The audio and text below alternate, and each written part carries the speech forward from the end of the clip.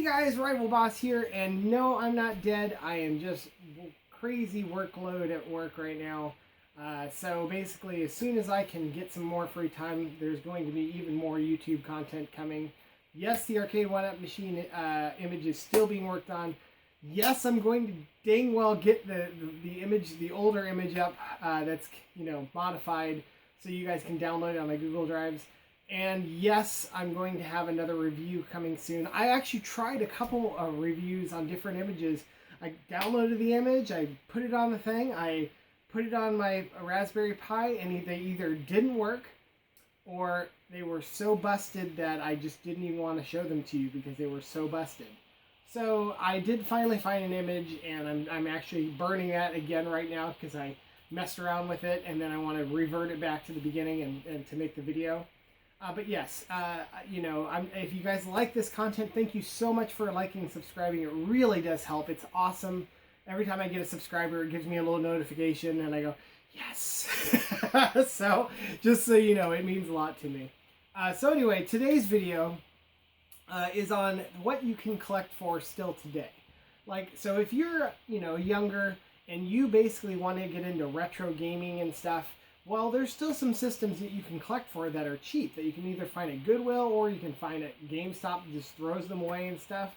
And that is the Wii, the 360, and the PS3. And today we're going to talk about the Wii.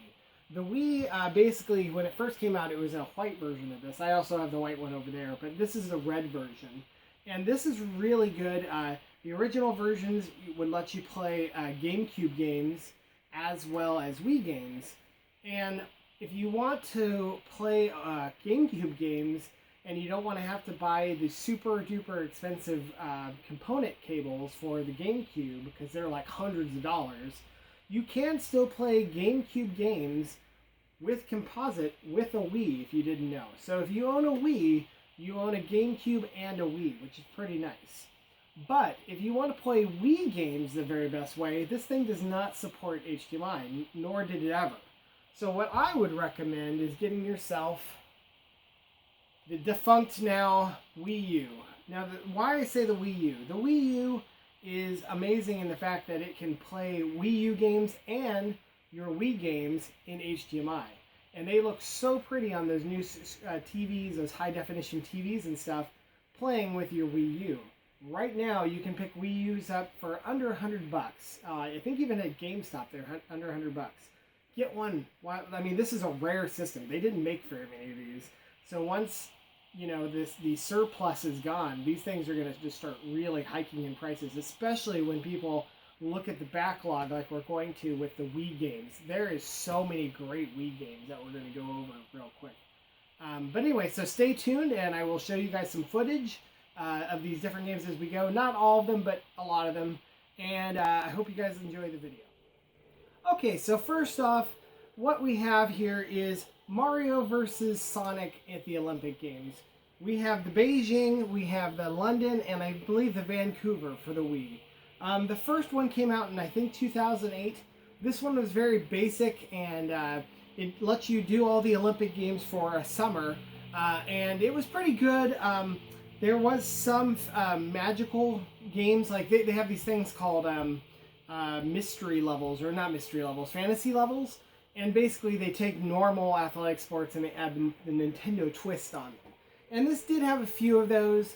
They didn't have any costumes or anything, they were just in their normal garbs, but there's a good list of characters and it was a lot of fun. So this is probably the least of the three as far as coolness, but this one is pretty good still. Next up, we have the Vancouver one right here. And the Vancouver one was the first official, winter games. And this one's really good as you can actually play the entire the 14 days, the 2 weeks of the Olympic Games, and each day has different events that you get to do. There are many more dream events, which are the fun ones in my opinion. And that is a really good game. And then lastly, we have the London ones, which you're seeing here. And the London games were awesome because they had this game mode called stamp collecting. And what it is you basically play mini games or the Olympic Games or whatever on the London city. And as you go around playing your 4 players, you can play your enemies or teammates, and you basically go around.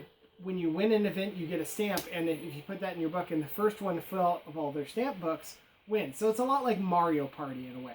Except if you're not collecting stars, you're collecting stamps. But if you like Mario Party, pick up the London games, because they are awesome, and I highly recommend it. I also had this kind of unique yellow box for the Olympics, which is pretty cool. Speaking of Mario Party games, there were 2 of them on the Wii. There was Mario Party 8 and Mario Party 9. And Mario Party 8, which is on the screen here, is kind of the more traditional Mario Party where you go around and collect stars and take turns, kind of like a Monopoly a little bit. Speaking of which, the Mario 8 has one of my favorite levels, which is kind of like Monopoly, where it's like a city street, and you can go around to different hotels and buy them. And the more coins you put in, the hotels will either become a 1-star, 2-star, or 3-star hotel. And it's kind of a neat play on the Mario Party game. So if you've never played Mario Party 8, it has 2 of my favorite maps. Mario Party 6, I believe, is my favorite all time. But yes, this one's really good. And then Mario Party 9 is it plays a little bit like Mario Party 10 or Mario Party for the Wii U, which nobody played. Maybe, hopefully, they'll port that to the Switch, maybe. But anyway, Mario Party 9 is really neat in the fact that you all sit in one machine, and you dice roll differently as far as the strategy is to get different dice to roll to move the cart so many spaces. And you all kind of go through the entire same course. It's much shorter than your normal Mario Party games.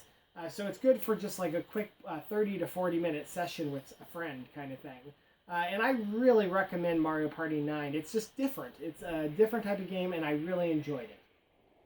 Okay, so next up are the Mario games. You gotta buy the Mario games. Well, first off, there was the new Super Mario Bros. Wii. Now, this game has been ported to the Wii U, known as Super Mario Bros. Wii U, which is a slightly better version of this game. And then, of course, it was ported just recently. That game, Wii U game, was ported to the Switch. So this game is a little bit irrelevant at this point because the later versions are better. But still, on the Wii, it's still good to have the original. The 2 games that basically were only on the Wii were Mario Galaxy 1 and Mario Galaxy 2. Now, why these were so cool is they took everything that N64 Mario was and they made it better. It is basically, after Mario or Mario 64, there was Sunrise, or the GameCube version, and some people didn't quite feel that was as faithful to the original Mario 64. And these 2 games basically really made that 3D world by even letting you run all the way around a world, like a small globe, in a 3D space. It was so neat. The first one came out and had some really cool power-ups, like the bee costume, I believe, and stuff like that.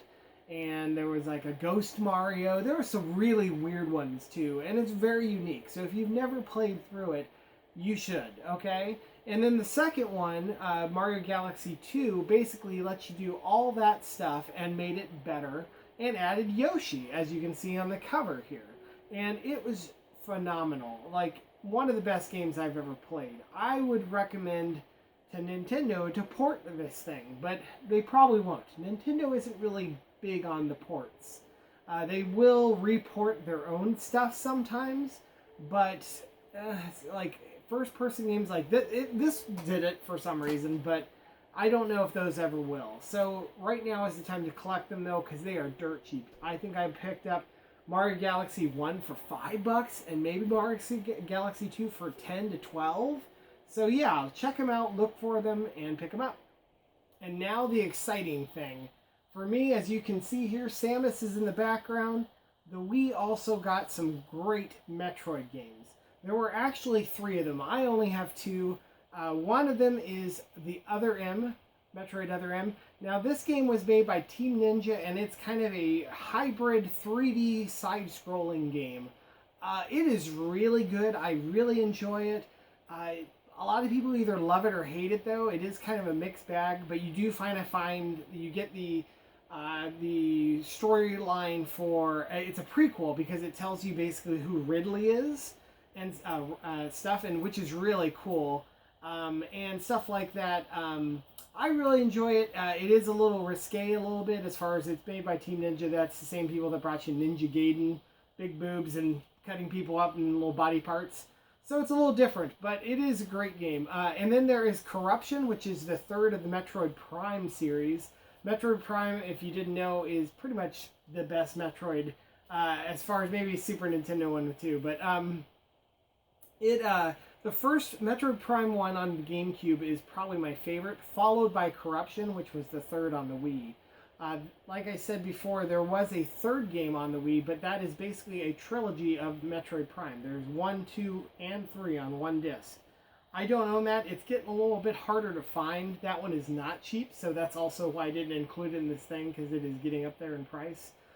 But if you see it, you should definitely snag it, because it is awesome. And pretty much all the Metroid games on the Wii are pretty good. So that's all the Metroid games, though. Okay, and now for the Wii Zelda games. There were 2 of them, guys. There was Skyward Sword and Twilight Princess. Now, Twilight Princess came out right at the beginning where there was a GameCube version and a Wii version. The Wii version tends to play better. The GameCube version, I believe, is more sought after as far as collectability goes. I believe they also reported an HD version of that digitally that you can play on the Wii U and maybe the Switch. I have to check the Switch store. But yeah, the Twilight Princess is pretty cool. Now the Skyward Sword is a really kind of a neat thing. It uses the Wii Motion Plus, and it was one of the only games to really utilize this thing fully. And there was a big joke about, if you want to look up memes, when the creator of Zelda first tried to show off at E3, and the thing wasn't working quite right because the IR was being interfered with, and he's swinging the thing, and it's not very swinging in the game. But it works better in the game, like at home, than it did there in the E3 conference. And it's just kind of a neat game. It is a prequel to all the Zeldas, by the way. Spoiler, I didn't know.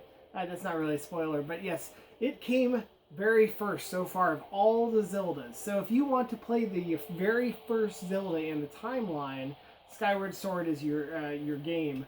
The other thing really neat about this version specifically is if you can find the gold one that also has the Symphony CD in it, that is really neat. It is a very good soundtrack for the Zelda series. So that's your Zelda games, and they're pretty awesome. Okay, so to round out the rest of the Mario games that actually have Mario in them, of course, we have Super Smash Bros. Brawl. You know, if you played it on the Switch and you really enjoy Super Smash Bros. Or Smash Brothers, you should check out the Smash Bros. Brawl version, because it has a little bit different, it's basically the prequel to that one as far as like the time events go. And it has a big quest mode, much like the new one does. It was one of the first ones that has that big quest mode. Has a giant roster of people that you can pick from, kind of like the new one. Great game. Next, we have Mario Kart Wii. Now, this one was one of the first ones to kind of use a wheel, like with the Wii remote, and it works really well with that. But you can also play it normal, where you can just use the buttons, left, right, A, B, and it works really good. If you like Mario Kart games and you've never played Mario Kart Wii, a lot of the tracks from the newer game on the Switch and stuff are on there, as well as some others. Check it out. It's really good. And then some oddballs. You got Mario Strikers Charge, which is a soccer-based Mario game.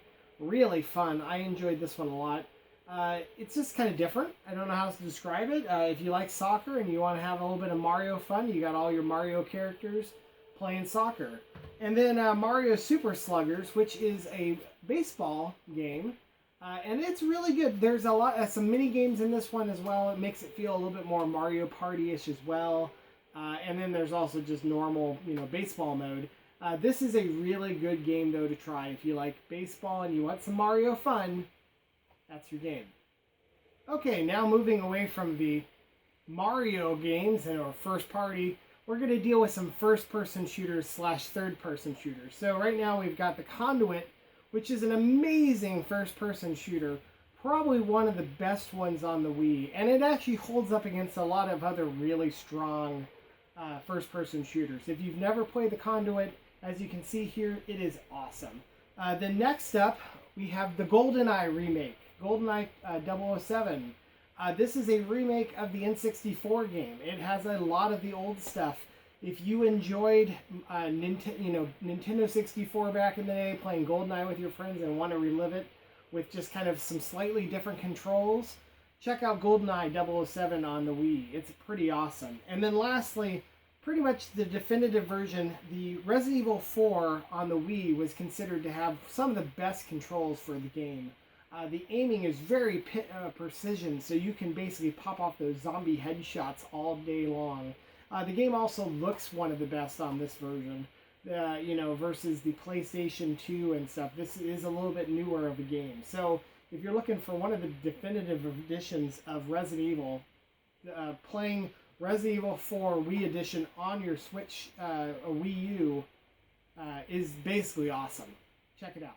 So next up are the shooters, and we have some good ones. We have, basically, this is House of the Dead 2 and 3, The Return, which is on here. This is basically House of the Dead, the arcade shooter by Sega, that has been ported to the Wii in basically all of its glory. You got co-op playing, you got upgraded graphics and textures. This is a really good version of this, and I highly recommend it. Next up, we have Sin and Punishment, Star Successor, and that is basically a sequel to an N64 exclusive back on the N64. And think of the game as kind of like a old arcade Space Harrier type of game. It is really good, and if you've never played a Sin and Punishment game, it is definitely for you. By the way, so it's kind of like you shoot, but you also have like action attacks, but it is on a rail shooter, so it's a real different type of game. And then lastly, we have Umbrella Chronicles for the Switch.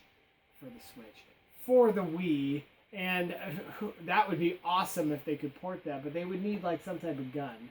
But anyway, it was also put onto a PS3 version that had up-res graphics over this one. But this one probably has the better controls because, the PS3 version uses that, you need the PlayStation Eye and then one of the little, move controllers. And this just uses your normal standard Wii controller. It works a little bit better. You basically play through the first Resident Evil 1, 2, and 3, I believe, as either one of the characters, and you get to choose. You can upgrade your guns. It is awesome. They have some really great shooters on the Wii. Okay, so next up, I'm going to call these adventure games. We basically have Knight's Journey into Dreams. Now, this is a basically long-running Sega franchise that dates all the way back to the Sega Saturn, I believe. And they had a Sega Saturn, because it had the 3D controller, and also I believe there was also one on the Dreamcast, but maybe not.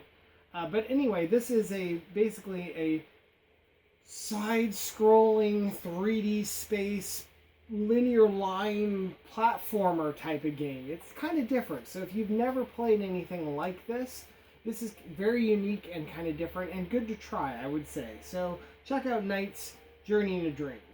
On the side note, the Sonic Chaos Rings game is actually pretty good too. I actually don't own it, but just thinking of the Sega games, I thought of that. Then we have Masura, I think I'm saying that right, Demon Blade. And that is basically the same people that brought you Dragon Crown. If you've never played Dragon Crown, check it out. That game is awesome. But this is a very artsy, beautiful game, side-scroller RPG. And as you can see, we got it over there. And then lastly, we got Endless Ocean, which is like a diving simulator, which is very unique. It's very tranquil, nothing else like it, only on the Wii. Okay, and to round it out, I had just a few more entries that I kind of felt still deserved to be shown. I might make another list of this, but this is what games I would just kind of file into Miscellaneous. So first we have BW22 Battalion Wars. Now this is kind of an action/shooter, kind of game, and it's just kind of unique in the fact that it takes place in kind of a neat futuristic world. And if you've ever played Battalion Wars, I mean, it's hard for me to explain. You get into vehicles. It's really unique. It's a unique game. Then we also have Punch Out for the Wii, which a lot of people consider one of the best Punch Out games of all time. If you've never played it, I don't know if they've ever ported this, but they should. They should port that to the Switch. It is a great Punch Out game. If you've never played Punch Out on the Wii, you're doing yourself a disservice. It's really good. And then lastly, kind of an oddball. On the screen here, we have this game called Guilty Parties. And what this is, a Guilty Party. And what this is this is a Clue-like game that you and a friend can try to figure out. It's got a story mode to it, a real elaborate story mode too. And you basically go through different settings where the murders happen, just like Clue. And you put together who your suspects are, and it basically is a game of Clue where you're guessing who did it with what, but much more involved and much more layered to it. Like, there's puzzles and stuff like that. If you've never played Guilty Party, it is awesome. You should pick it up if you own a Wii. Another game that would be fantastic if it ever got ported, but I don't think it will. So, anyway, those are my initial Wii games that I thought you should own as a collector. Let me know what you guys think. If there is something I miss that is a must-have, I will probably pick it up. But this is just kind of games I thought really deserved a spot. And right now, they're cheap. You can get any of these games, even the Marios, the Mario Galaxies, like $9, if not cheaper. So right now is the time to buy yourself a Wii, or Wii U in this case, and then pick yourself up some Wii games, because there isn't any better time than now. So anyway, if you guys liked this video, please like and subscribe. It really means a lot to me. Like I said earlier, I get that little notification that you subscribed, and I go, wow, that's freaking awesome. So, and you know, it inspires me to make more videos. So, I'm sorry, by the way, I was watching some of my earlier footages when I cut this thing together, and I don't know why. I'm probably like a red grape right now, or red, not strawberry, or a red cherry is the best thing, and my head's probably red. I don't know why my camera is deciding to shift from white to red to yellow light. It's very odd. I don't know why it's doing that. I will fix it in the next video, but I got so much footage for this done, and I was like, oh man, I don't have time to recut all that right now. So, I'm sorry if it annoyed you. If you didn't even notice it, thank you. But thanks. Until next time, though, this is the RivalBoss signing off. Take it easy, guys.